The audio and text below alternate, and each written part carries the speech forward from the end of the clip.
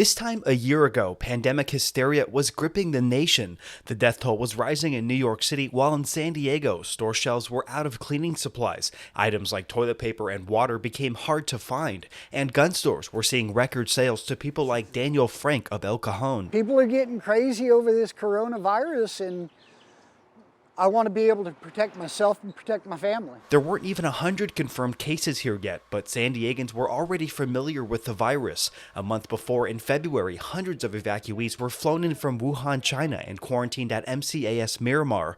That included Frank Wusinski and his 3-year-old daughter, Annabelle. She doesn't understand what's going, why mom's not here. Within days of the first evacuees arriving, San Diego County Supervisor Nathan Fletcher declared a crisis on February 14th. Acting out of an abundance of caution, the County of San Diego is taking an administrative action by declaring both a local emergency and a public health emergency. On March 9th, County Public Health Officer Dr. Wilma Wooten announced the first positive test for a San Diego County resident. I will not go into details about the case except to say that the case is a female in her 50s.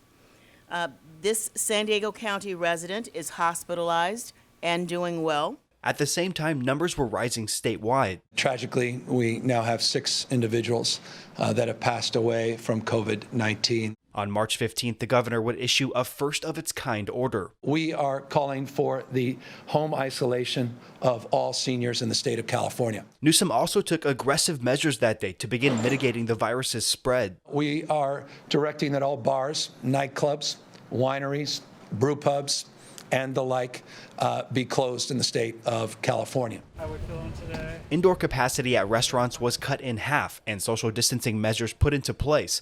By this time, San Diego was feeling the financial impacts of COVID-19. Major conferences at the San Diego Convention Center were canceling, schools were closing, then San Diego State students, including freshman Chase Conderman, were sent home from their dorms. It's absolutely nuts that they gave us less than 48 hours notice to get out of here.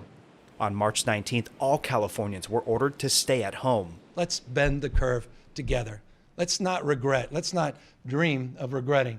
Go back, say, well, we coulda, woulda, shoulda. Then on March 22nd, the pandemic took a deadly turn here. We will be reporting our first death for the County of San Diego. The county's chief medical officer, Dr. Nick Yifantides, had this message that day. Without alarming, but with dried-eyed realism, we are still in the eye of the storm, and we are asking you not to board up your windows, but to board up yourselves at home, please.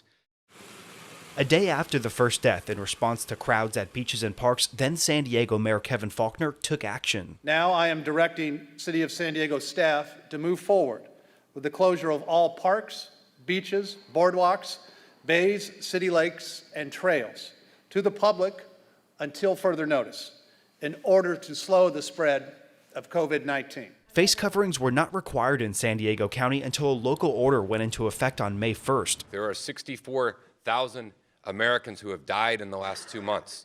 The danger that's presented is real, and you can't reopen an economy if you don't have a handle on your public health situation. At first, it was hard to track the virus's spread. Samples had to be sent to the CDC lab in Atlanta for confirmation, and early on, you needed to be showing symptoms or have a doctor's referral to get a test. This is the swab that's going in your nose. It's only going to go in about an inch to the mid-level here. It wasn't until early May when state-sponsored testing sites were opening up in San Diego for the general public. As summer came, cases rose, and officials warned that we were heading in the wrong direction as parts of the economy began reopening.